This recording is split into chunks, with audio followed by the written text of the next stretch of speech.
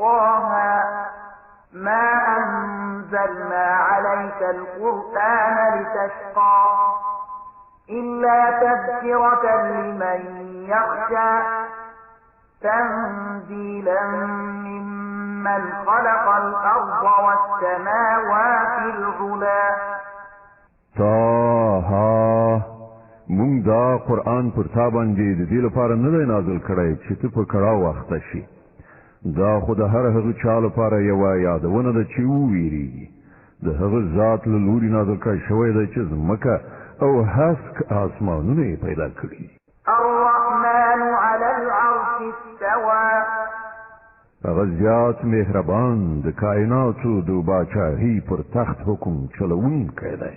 له ما في السماوات وما في الأرض وما بينهما وما تحت الثرى. د هغو ټولو شیانو څښتن دی چې په آسمانونو او ځمکه کې دي، او د هغو چې د آسمان او ځمکې ترمنځ دي، او د هغو چې تر خاورو لاندې دي. وإن تجهر بالقول فإنه يعلم السر وأخفى. که ته خپله خبره په لوړه غږ وکړې، هغه خو په پټه ویل شوې خبره بلکې په بیخي زیاته پټه خبره باندې هم پوهېږي. الله لا إله إلا هو له الأسماء الحسنى. هغه الله دی، له هغه پرته بل خدای نشته. د هغه لپاره ډېر غوره نومونه دي. وهل أتاك حديث موسى إذ رأى نارا فقال لأهلهم كثوا إني آنست نارا لعلي آتيكم منها بقبس أو أجد على النار هدى. او آیا تاسو د موسی علیه السلام څخه خبر هم رسېدلی دی؟ کله چې هغه یو اور ولید او خپلې کورنۍ ته یې وویل چې لږ تم شئ، ما یو اور لیدلی دی، ښایي چې تاسې ته یوه نیمه سکروټه راوړم یا په دې اور باندې ما ته د لارې په باب څه لارښوونه وشي. فلما أتاها نودي يا موسى إني أنا ربك فاخلع نعليك إنك بالوادي المقدس طوى وأنا اخترتك فاستمع لما يوحى. هلته چې ورسېد غږ وشو، ای موسی زه ستا رب یم، پڼې دې وباسه، ته د طوعا په سپېڅلي ناو کې او ما ته غوره کړی، واوره څه چې درته وحي کېږي. إنني أنا الله لا إله إلا أنا فاعبدني وأقم الصلاة لذكري. همدا زه الله یم، له ما څخه پرته بل خدای نشته، نو ته زما بندگی وکړه او زما د یاد لپاره لمونځ قایم کړه. إن الساعة آتية أكاد أخفيها لتجزى كل نفس بما تسعى. د قیامت ساعت ارومرو راتلونکی دی، زه د هغه د وخت پټ ساتل غواړم تر څو چې هر څوک د خپلو هلو ځلو سره سمه بدله ومومي. فلا يصدنك عنها من لا يؤمن بها واتبع هواه فتردى. نو یو داسې څوک چې پر هغه یعنې قیامت ایمان نه راوړي او د خپلو نفسي غوښتنو بنده ګرځېدلی دی، تا دې د هغه ساعت له فکر نه منع نه کړي، که نه نو ته به په هلاکت کې وغورځېږي. وما تلك بيمينك يا موسى. ای موسی دا ستا په لاس کې څه دي؟ قال هي عصاي أتوكأ عليها وأهش بها على غنمي ولي فيها مآرب أخرى. موسی ځواب ورکړ دا زما همسا ده، په دې باندې په تکیه کولو ګرځم، په دې سره د خپلو پسونو لپاره پاڼې څنډم او هم نور ډیر کارونه ترېنه اخلم. قال ألقها يا موسى. الله فرمایل دا وغورځوه ای موسی. فألقاها فإذا هي حية تسعى. هغه وغورځوله او په ناڅاپي ډول هغه یو مارو چې دا خوا هخوا ځغلېده. قال خذها ولا تخف سنعيدها سيرتها الأولى. الله و فرمایل هغه ونیسه او ویریږه مونږ به دا بیرته همغسې کړو لکه چې څنګه وو. واضم يدك إلى جناحك تخرج بيضاء من غير سوء آية أخرى لنريك من آياتنا الكبرى. او لږ شان خپل لاس خپل تخرک ته وروړه، بې له کوم تکلیف څخه به ځلانده راووځي. دا بله نښانه ده د دې لپاره چې مونږ تا ته د خپلو سترو نښانو ښوونکي یو. اذهب إلى فرعون إنه طغى. اوس ته فرعون ته ورشه، هغه سرکشه شوی دی. قال رب اشرح لي صدري ويسر لي أمري واحلل عقدة من لساني يفقه قولي. موسی عرض وکړ پروردګاره زما سینه پرانیزه او زما کار ماته اسانه کړه او زما د ژبې غوټه وسپړه تر څو چې خلک زما په خبرو وپوهېدلی شي. واجعل لي وزيرا من أهلي هارون أخي أشدد به أزري وأشركه في أمري كي نسبحك كثيرا ونذكرك كثيرا إنك كنت بنا بصيرا. او زما لپاره زما د خپلې کورنۍ نه یو مرستیال وټاکه، هارون چې زما ورور دی. د هغه په وسیله زما مټ پیاوړی کړه او هغه زما په کار کې برخوال کړه تر څو چې مونږ ښه ستا پاکي بیان کړو او تا زیات یاد کړو. ته تل زمونږ د حال څارونکی. قال قد أوتيت سؤلك يا موسى ولقد مننا عليك مرة أخرى إذ أوحينا إلى أمك ما يوحى أن اقذفيه في التابوت فاقذفيه في اليم فليلقه اليم بالساحل يأخذه عدو لي وعدو له وألقيت عليك محبة مني ولتصنع على عيني. الله فرمایل ای موسی څه چې دې وغوښتل درکړی شول، مونږ یو ځل بله هم پر تا احسان کړی دی. یاد کړه هغه وخت چې مونږ ستا مور ته وحي وکړه، داسې اشاره چې د وحي په وسیله کېدی شي چې دغه ماشوم په صندوق کې واچوه او صندوق په سیند کې وغورځوه. سیند به هغه غاړې ته وباسي او هغه به زما دښمن او د دغه ماشوم دښمن راواخلي. ما له خپل لوري نه پر تا مینه خوره کړه او داسې انتظام مې وکړ چې ته زما په څارنه کې وپالل شي. إذ تمشي أختك فتقول هل أدلكم على من يكفله فرجعناك إلى أمك كي تقر عينها ولا تحزن وقتلت نفسا فنجيناك من الغم وفتناك فتونا فلبثت سنين في أهل مدين ثم جئت على قدر يا موسى. یاد کړه هغه وخت چې ستا خور د فرعون قصر ته نږدې روانه وه، بیا یې په تلو ویل زه تاسې ته د هغه چا پته درکړم چې دغه ماشوم په ښه شان وروځي. په دې ډول مونږ ته بېرته د خپل مور غېږې ته ورسولې تر څو چې د هغې سترګې روښانه شي او اندېښمنه ونه اوسي. او دا هم در یاد کړه چې تا یو څوک وژلی و، مونږ ته له دغه کړاو نه وویستلې او ته مو له راز راز ازموینو څخه تېر کړې او ته د مدین په خلکو کې ډېر کلونه واوسېدلې. نو اوس همغسې چې مقرره شوې ده په خپل وخت کې ستا راتګ دی. واصطنعتك لنفسي اذهب أنت وأخوك بآياتي ولا تنيا في ذكري.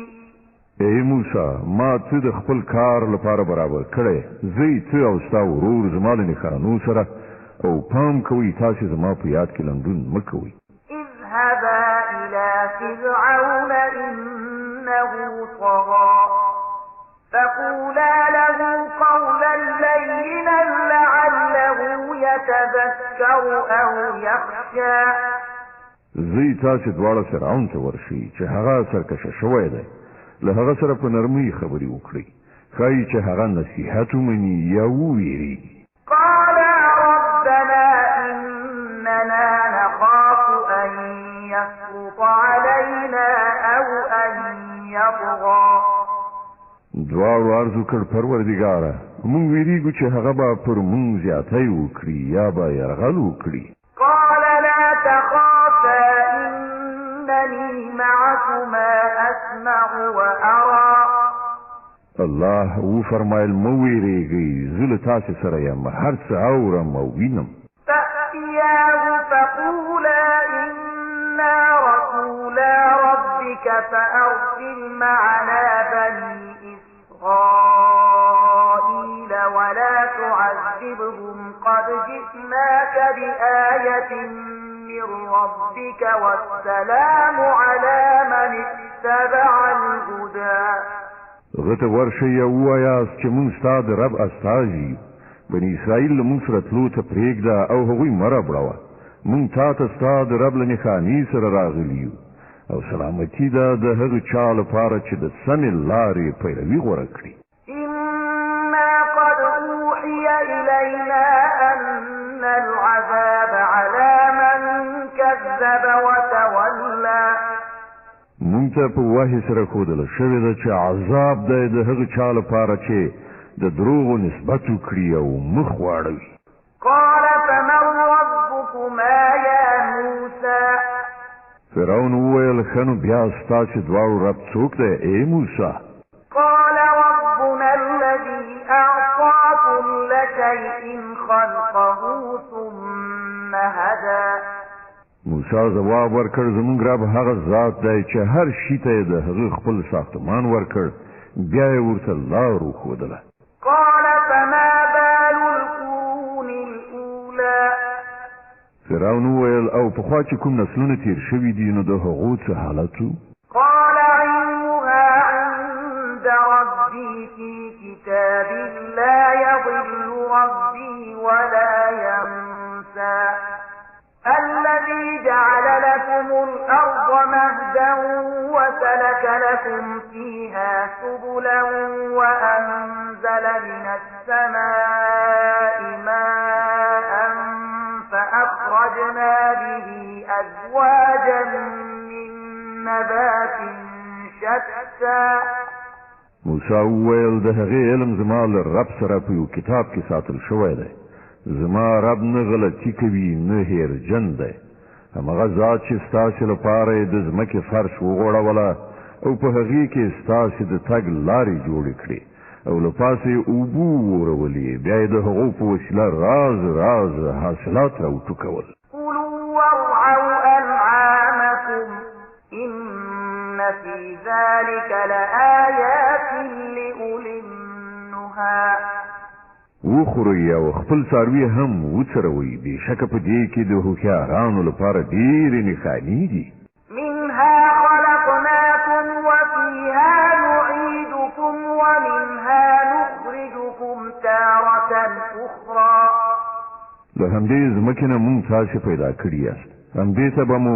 بېرته ورولو او له همدې نه به مو دوهم ځل راوباسو ولقد أريناه آياتنا كلها فكذب وأبى مونږ فرعون ته خپلې ټولې نښانې وښودلې خو هغه دروغ وګڼلې او ویې نه منلې قال أجئتنا لتخرجنا من أرضنا بسحرك يا موسى ویل ای موسی آیا ته مونږ ته د دې لپاره راغلی چې د خپلو کوډو په زور سره مونږ زمونږ له هېواد نه وباسې فلنأتينك بسحر مثله فاجعل بيننا وبينك موعدا لا نخلفه نحن ولا أنت مكانا سوى کنو مونږ به هم ستا په مقابل کې همدغسې کوډې راوړو وټاکه مقابله کول کله او چیرته دي نه به مونږ له دغې فیصلې نه اوړو نه به څه اوړې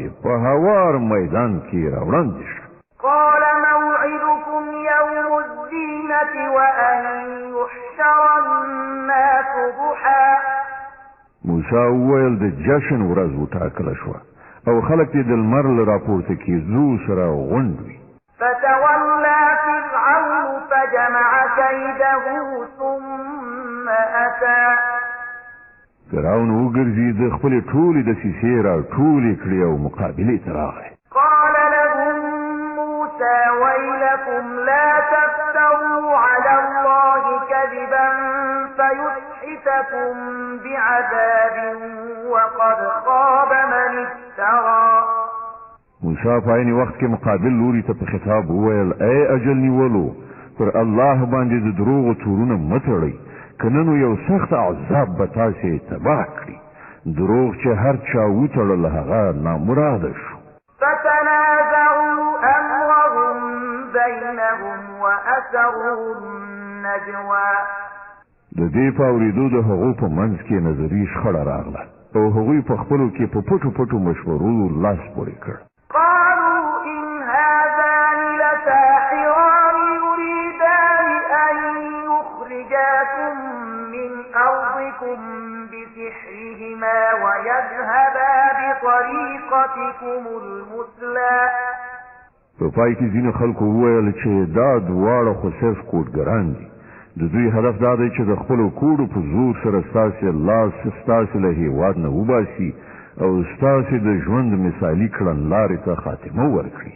فأجمعوا كيدكم ثم أتوا صفا وقد أفلح اليوم من استعلى. نن خپلې ټولې دسیسې را یو ځای کړئ او په میدان کې یې ولیکه شي. نو دا وګڼئ چې نن چې هر څوک برلاسی شو همغه ژوند وګاټه. قالوا يا موسى إما أن تلقي وإما أن نكون أول من ألقى.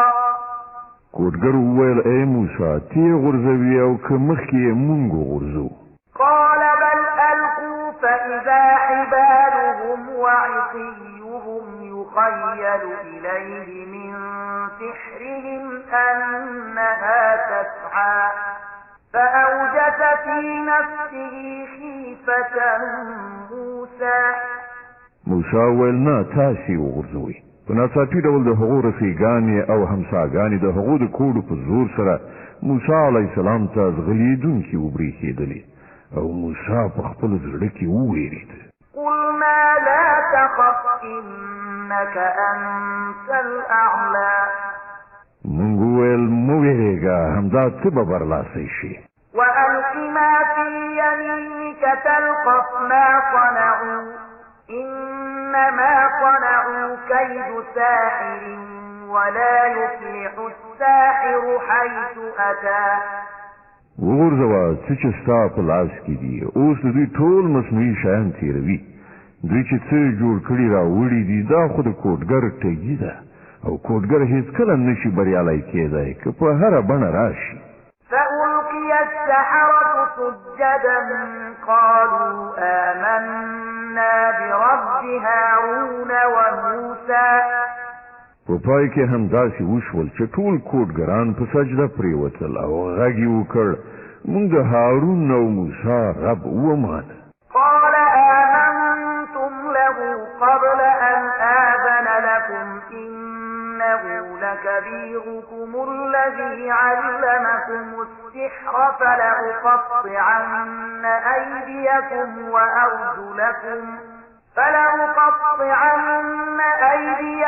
وأرجلكم من خلاف ولأصلبنكم في جذوع النخل ولتعلمن أينا أشد عذابا وأبقى. فرعون وویل تاسې ایمان راوړ مخکې له دې نه چې ما درته اجازه درکړې وي. ښکاره شوه چې دا یې ستاسې لارښود دی چې تاسې ته یې کوډګري ښودلې وه. ښه نو اوس به زه ستاسې لاسونه پښې ردو بدلې پرې کړم او د خرماو په ونو کې به مو په دارو زړوم. بیا به تاسې ته څرګنده شي چې له موږ دواړو نه د چا عذاب ډېر سخت او پایښت لرونکی دی. قالوا لن نؤثرك على ما جاءنا من البينات والذي فطرنا فاقض ما أنت قاض إنما تقضي هذه الحياة الدنيا. کوټګرو جواب ورکړ قسم په هغه ذات چې مونږ پیدا کړی یو دا هیڅ کله نشي کېدای چې مونږ د روښانه نښانو له راتګ نه وروسته هم په رښتینولۍ باندې تا ته ترجیح درکړو. ستا چې څه خوښه وي هغه وکړه. ته خو ایله بلا د همدې دنیا د ژوند فیصله کولی شي. إنا آمنا بربنا ليغفر لنا خطايانا وما أكرهتنا عليه من السحر والله خير وأبقى. مونږ خو په خپل رب ایمان راوړ تر څو زموږ خطاوې راوبخي او له دغې کوټګرۍ نه چې تا ورباندې مجبور کړي وو راتېر شي. الله ډېر غوره او همغه باقي پاتې کېدونکی دی. إنه من يأت ربه مجرما فإن له جهنم لا يموت فيها ولا يحيا. حقیقت دا دی څوک چې له مجرم والي سره د خپل رب حضور ته ورشي د هغه لپاره دوزخ دی چې په هغه کې به نه مري نه به ژوندی کېږي. ومن يأته مؤمنا قد عمل الصالحات فأولئك لهم الدرجات العلى. جنات عدن تجري من تحتها الأنهار خالدين فيها وذلك جزاء من تزكى. او څوک چې د هغه حضور ته د مؤمن په حیثیت ورشي چې ښه عملونه یې کړي وي د دغه راز ټولو خلکو لپاره لوړې درجې دي. سمسور بې خزانه باغونه دي چې تر هغو لاندې به ویالې بهیږي. په هغو کې به د تل لپاره هغوی اوسیږي. دا د هغه چا مکافات دي چې سپېڅلتیا غوره کړي. ولقد أوحينا إلى موسى أن أسر بعبادي فاضرب لهم طريقا في البحر يبسا لا تخاف دركا ولا تخشى. مونږ موسی علیه السلام ته وحی وکړه چې اوس د شپې زما بندګان د سره واخله ځه او د هغو لپاره په سمندر کې وچ سړک جوړ کړه. ته د چا له شا درپسې تلو نه هېڅ مه وېرېږه او مه د سمندر په منځ کې په تېرېدو وډارېږه. فأتبعهم فرعون بجنوده فغشيهم من اليم ما غشيهم. د شانه فرعون له خپل لښکر سره راورسېد او بیا سمندر پرې داسې خور شو لکه څنګه چې د خورېدو حق. وأضل فرعون قومه وما هدى. فرعون خپل قوم گمراه کړی و کومه سمه لارښوونه یې نه وه کړې. يا بني إسرائيل قد أنجيناكم من عدوكم وواعدناكم جانب الطور الأيمن ونزلنا عليكم المن والسلوى. ای بني اسرائیلو مونږ تاسو ته ستاسو له دښمن نه نجات درکړ او د تور په خیاخ کې مو ستاسو د حاضرېدو لپاره وخت وټاک او پر تاسو مو من او سلوا نازل کړل. كلوا من طيبات ما رزقناكم ولا تطغوا فيه فيحل عليكم غضبي ومن يحلل عليه غضبي فقد هوى. خوري زمون پاکه درکړې روزي او د هغې په خوراک کې سرکشي مه کوئ او که نه نو پر تاسې به زما غضب پرېوځي او په چا باندې چې زما غضب نازل شو هغه نو په یقیني توګه هلاکېږي. وإني لغفار لمن تاب وآمن وعمل صالحا ثم اهتدى. البته چا چې توبه وویستله او ایمان یې راوړ او ښه عمل یې وکړ بیا سم روان شو د هغه لپاره زه ډېر بښونکی یم. وما أعجلك عن قومك يا موسى. او څه شي ته له خپل قوم نه د مخه راوستلې ای موسی؟ قال هم أولئك على أثري وعجلت إليك ربي لترضى. هغه عرض وکړ هغوی زما تر شا را روان دي ما تلوار وکړ ستا حضور ته راغلم ای زما ربه تر څو چې ته له ما څخه خوشحاله شې. قال فإنا قد فتنا قومك من بعدك وأضلهم السامري. الله وفرمایل خن واوره موږ ستا تر شا ستا قوم په ازموینه کې واچاو او سامري هغوی ګمراه کړل. فرجع موسى إلى قومه غضبان أسفا قال يا قوم ألم يعدكم ربكم وعدا حسنا أفطال عليكم العهد أم أردتم أن يحل عليكم غضب من ربكم فأخلفتم موعدي. موسی علیه السلام سخت غصې او خواشینۍ په حالت کې خپل قوم ته راستون شو چې ورغی ویې ویل ای زما قومه ایا ستاسې رب له تاسې سره غوره وعدې نه وې کړې؟ ایا پر تاسې ورځې زیاتې اوښتې دي؟ یا تاسې په ځان باندې د خپل رب د غضب راتلل غوښتل چې تاسې له ما سره وعده خلافي وکړه؟ قالوا ما أخلفنا موعدك بملكنا ولكننا حملنا أوزارا من زينة القوم فقذفناها فكذلك ألقى السامري فأخرج لهم عجلا جسدا له خوار فقالوا هذا إلهكم وإله موسى فنسي. هغو جواب ورکړ موږ له تا سره په خپل واک وعده خلافي نه ده کړې. داسې وشول چې موږ د خلکو د ګاڼو تر پیټې لاندې ستومانه شوي وو او موږ هغه غورځولې وي. بیا په همدې توګه سامري هم څه وغورځول او د هغو لپاره یې د یوه خوسکي بت راوویست چې له هغه څخه د غوایي غوندې رمباړه وتله. خلکو غږ وکړ همدغه دی ستاسې خدای او د موسی خدای. د موسی دی هیر شو. أفلا يرون ألا يرجع إليهم قولا ولا يملك لهم ضرا ولا نفعا.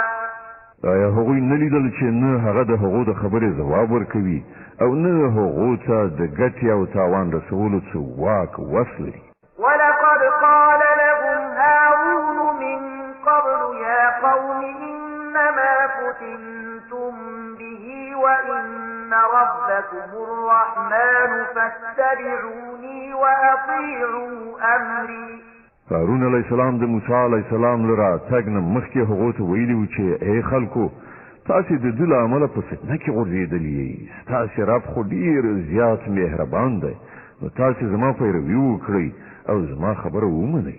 قالوا لن نبرح عليه عاكفين حتى يرجع إلينا موسى. خو هغه ورته وویل چې موږ خو به د همدغه بندګي کوو تر څو پورې چې موسی علیه السلام بېرته نه وي راستون شوی. قال يا هارون ما منعك إذ رأيتهم ضلوا ألا تتبعني أفعصيت أمري. موسی علیه السلام قوم ته له تور بریښ کولو نه وروسته د هارون لوري ته راوګرځېد او ویې ویل هارونه تا چې کله لیدلي وو چې دوی ګمراه کېږي نو څه شي ستا لاس نیولی وو چې زما په کړنداره عمل ونه کړې؟ آیا تا زما د حکم پر خلاف کار وکړ؟ قال يا ابن أم لا تأخذ بلحيتي ولا برأسي إني خشيت أن تقول فرقت بين بني إسرائيل ولم ترقب قولي. هارون جواب ورکړ ای زما د مور زویه زما ګیره مه نیسه مه زما د سر ویښتان راکاږه. زه له دې نه ویرېدم چې ته به راشې وبه وایې تا په بني اسرائیلو کې بیلتون راوست او زما د خبرې مراعات یې ونه کړ. قال فما خطبك يا سامري. موسی علیه السلام وویل ای سامري ستا څه خبره ده؟ قال بصرت بما لم يبصروا به فقبضت قبضة من أثر الرسول فنبذتها وكذلك سولت لي نفسي. هغه جواب ورکړ ما هغه څه ولیدل چې د دغو خلکو په نظر را نغلل نو ما د رسول د پښو له پلنه یو موټی خاوره راپورته کړه او هغه مې د دغې ویلې شوې طلا په منځ کې وغورځوله. زما نفس ما ته همدغسې څه راوښودل. قال فاذهب فإن لك لك في الحياة أن تقول لا مساس وإن لك موعدا لن تخلفه وانظر إلى إلهك الذي ظلت عليه عاكفا لنحرقنه ثم لننسفنه في اليم نسفا. موسی علیہ السلام وویل ښه نو ځه اوس به ته په ټول ژوند کې همدا نارې وهې چې ماته لاس مه راوړې او ستا لپاره د حساب کتاب یو وخت ټاکلی دی چې له تا څخه به هیڅ تیر نه شي او ګوره خپل دغه خدای ته چې ته پرې مین شوی وې موږ به هغه وسوځو او میده میده به یې کړو په سیند کې به یې واچو. انما الهكم الله الذي لا اله الا هو وسع كل شيء علما. اے خلکو ستاسې خدای خو یوازې یو الله دی چې له هغه پرته کوم بل خدای نشته په هر څه باندې د هغه علم چارپیر دی. كذلك نقص عليك من أنباء ما قد سبق وقد آتيناك من لدنا ذكرا.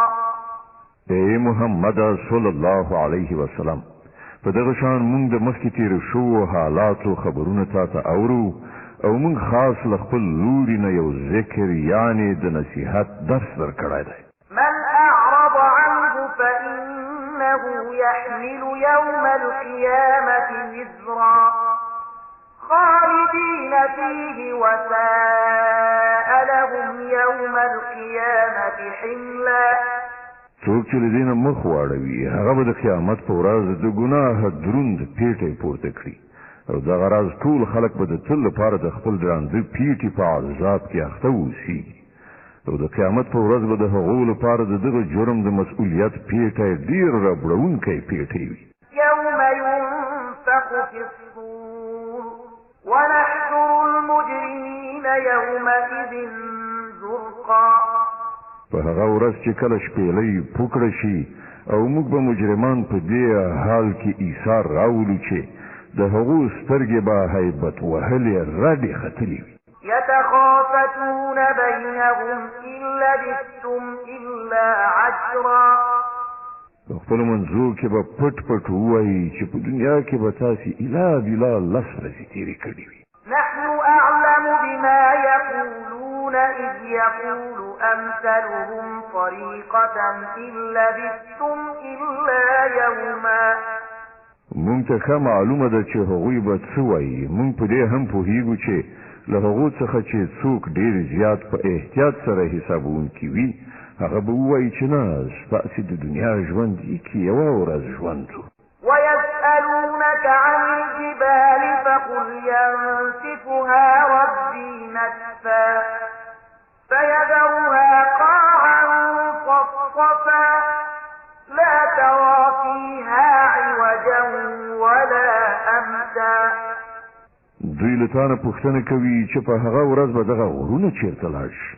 ووایه چې زما پروردګار به هغه خاورې ری کړي وابه یې لوځوي او ځمکه به یو داسې هوار سوتره میدان جوړ کړي چې په هغه کې به ته هېڅ لوړه ژوره ونه وینې. يومئذ يتبعون الداعي لا عوج له وخشعت الأصوات للرحمن فلا تسمع إلا همسا. په هغه ورځ به ټول خلک د آواز کوونکي په بلنه سم سیخ راشي یو بڅری کوږوالی به ونه شي ښودلی او غږونه به د رحمان خدای په وړاندې خپ شي. له ډېر ټیټه غږ نه پرته به ته نور هېڅ وانه وایي. يومئذ لا تنفع الشفاعة إلا من أذن له الرحمن ورضي له قولا. په هغه ورځ به شفاعت په درد نه خوري مګر دا چې چاته رحمان خدای د هغې اجازه ورکړي او د هغه خبره اورېدل خوښ کړي. يعلم ما بين أيديهم وما خلفهم ولا يحيطون به علما. الله د خلکو په وړاندې وروسته ټول حال باندې پوهیږي او نورو ته د الله په ارتباط پوره معلومات نشته. وعنت الوجوه للحق القيوم وقد خاب من حمل ظلما. د خلکو سرونه به د هغه تل تر تله ژوندي د کائناتو مدبر په وړاندې ټیټ شي.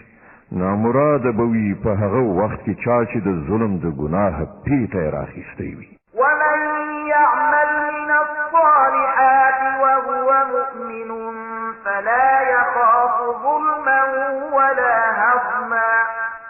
او هغه چاته به د څه ظلم او حق ضایع کېدو خطر نه وي چې ښه عمل وکړي او د دې ترڅنګ هغه مؤمن هم وي. وكذلك أنزلناه قرآنا عربيا وصرفنا فيه من الوعيد لعلهم يتقون أو يحدث لهم ذكرا. او اے محمد صلی الله علیه وسلم په همدې ډول مونږ دغه عربي قرآن نازل کړی دی او په دې کې مو راز اختارونه ورکړي دي. ښایي چې دوی له انحراف نه ځان وژغوري یا د ده په برکت په دوی کې د متوجه کېدو څه نښانې پیدا شي. فتعالى الله الملك الحق ولا تعجل بالقرآن من قبل أن يقضى إليك وحيه وقل رب زدني علما. نو پورته او لوړ دی حقیقي باچا او ګوره د قرآن په لوستلو کې تلوار مه کوه تر څو پورې چې تا ته د هغه بشپړه وحی نه وي رسول شوي او دعا وکړه چې ای پروردګاره ما ته لا زیات علم راکړه. ولقد عهدنا إلى آدم من قبل فنسي ولم نجد له عزما. مونږ له دې نه مخکې آدم علیه السلام ته یو حکم کړی و خو هغه هیر کړ او مونږ په هغه کې تصمیم ونه مینځه. وَإِذْ قُلْنَا لِلْمَلَائِكَةِ اسْجُدُوا لِآدَمَ فَسَجَدُوا إِلَّا إِبْلِيسَ أَبَى. یاد کړه هغه وخت چې مونږ فرښتو ته ویلي وو چې آدم ته سجده وکړي. هغو ټولو خو سجده وکړه مګر یو ابلیس و چې انکار یې وکړ. فقلنا يا آدم إن هذا عدو لك ولزوجك فلا يخرجنكما من الجنة فتشقى. په دې سره مونږ آدم علیه السلام ته وویل چې ګوره دا ستا او ستا د مېرمنې دښمن دی. داسې نه شي چې دا یې تاسې له جنته وباسي او تاسې په غم او بدبختۍ اخته شئ. إن لك ألا تجوع فيها ولا تعرى وأنك لا تظمأ فيها ولا تضحى. دلته خو تاسې ته دا هوساینه شته چې نه وږي بېوزلي اوسېږئ نه مو تنده او تودوخه ربړوي. فوسوس إليه الشيطان قال يا آدم هل أدلك على شجرة الخلد وملك لا يبلى. خو شیطان هغه تیر ویست ورته وویل ای آدمه تا ته هغه ونه دروښیم چې په هغې سره تل تر تله ژوند او نه ختمېدونکی سلطنت په لاس درځي. فأكلا منها فبدت لهما سوآتهما وطفقا يخصفان عليهما من ورق الجنة وعصى آدم ربه فغوى. په پای کې دواړو مېړه مېرمنې د هغې ونې میوه وخوړله. نتیجه دا شوه چې سمدلاسه د هغو سطر یو د بل په وړاندې لوڅ شو او دواړه د جنت په پاڼو سره د خپلو ځانونو په پټولو باندې لګیا شول. آدم علیه السلام د خپل رب نافرماني وکړه او له سمې لارې نه واوښت. ثم اجتباه ربه فتاب عليه وهدى. بیا د هغه رب هغه غوره کړ او د هغه توبه یې قبوله کړه او هغه ته یې لارښوونه وکړه. قال اهبطا منها جميعا بعضكم لبعض عدو فإما يأتينكم مني هدى فمن اتبع هداي فلا يضل ولا يشقى. الله فرمایل تاسې دواړه یعنی آدم علیه السلام او بیبي حوا له دې ځایه یعنی جنت څخه کوز شئ. تاسې به یو د بل دښمنان یاست. اوس که زما له لوري تاسې ته کوم هدایت ورسیږي نو څوک چې زما د هغه هدایت پیروي وکړي هغه به نه ګمراه شي نه به په بدبختۍ کې اخته شي. ومن أعرض عن ذكري فإن له معيشة ضنكا ونحشره يوم القيامة أعمى. او څوک چې زما له ذکر یعنی د نصیحت له درس نه مخ واړوي د هغه لپاره به په دنیا کې تنګ ژوند وي او د قیامت په ورځ به موږ هغه ړوند راپاڅو. قال رب لم حشرتني أعمى وقد كنت بصيرا. هغه به وایي پروردګاره په دنیا کې خو زه سترګور وم دلته دې ولې ړوند راپاڅولم. قال كذلك أتتك آياتنا فنسيتها وكذلك اليوم تنسى. الله تعالی به فرمایي هو په همدې شان دي زموږ آیاتونه چې تا ته راغلي وو تا هېر کړي وو هماغسې نن ته هېرول کېږي. وكذلك نجزي من أسرف ولم يؤمن بآيات ربه ولعذاب الآخرة أشد وأبقى. په دې ډول موږ له حده تېري کوونکو او د خپل رب د آیاتونو نه منونکو ته په دنیا کې مجازات ورکوو او د آخرت عذاب زیات سخت او ډیر پایښت لرونکی دی. أفلم يهد لهم كم أهلكنا قبلهم من القرون يمشون في مساكنهم إن في ذلك لآيات لأولي النهى. او آیا دغه خلکو ته د تاریخ له دغه درس نه چې درس ور په برخه نشو چې له دې نه مخکې مونږ څومره قومونه هلاک کړي دي چې د هغو په وران شوو کلیو کې نن دوی ځي راځي. په حقیقت کې په دې کې د هغو خلکو لپاره ډېرې نښانې دي چې د سالمې پوهې خاوندان دي. ولولا كلمة سبقت من ربك لكان لزاما وأجل مسمى. که ستا د رب لخوا مخکې د یوې خبرې پرېکړه نه وای شوې او د مهلت یو موده نه وای ټاکله شوې نو ارومرو به د دوی هم فیصله شوې وای.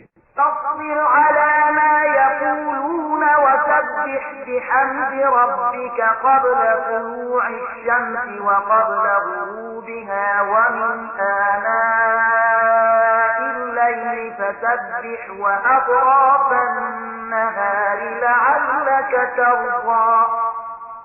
اے محمد صلی الله علیه وسلم دوی چې کومې خبرې جوړوي پر هغو صبر وکړه او د خپل رب له ثنا او ستاینې سره د هغه پاکي بیان کړه له لمر ختلو نه مخکې او له لمر پرېوتلو نه مخکې او د شپې په وختونو کې هم هغه پاکي بیان کړه او د ورځې په څنډو کې هم ښایي چې ته راضي شي. ولا تمدن عينيك إلى ما متعنا به أزواجا منهم زهرة الحياة الدنيا لنفتنهم فيه ورزق ربك خير وأبقى. او د دنیوي ژوندانه هغه ځل بل ته سترګې قدرې هم مو راړوئ چې مونږ له دوی نه راز خلکو ته ورکړي دي. هغه خو مونږ په ازموینه کې د هغو د اچولو لپاره ورکړي دي او ستا د رب درکړی شوې حلاله روزي ډېره ښه او پایښت لرونکې ده. وأمر أهلك بالصلاة واصطبر عليها لا نسألك رزقا نحن نرزقك والعاقبة للتقوى. خپلې کورنۍ ته د لمانځه توصیه وکړه او په خپله هم د هغه پابند اوسه. مونږ له تا نه کومه روزي نه غواړو روزي خو مونږ تا ته درکوو او د عاقبت ښېګڼه د پرهیزګارۍ لپاره ده. وقالوا لولا يأتينا بآية من ربه أولم تأتهم بينة ما في الصحف الأولى. هغوی وایي چې دغه سړی د خپل رب له لوري نه کومه نښانه یعنې معجزه ولې نه راوړي.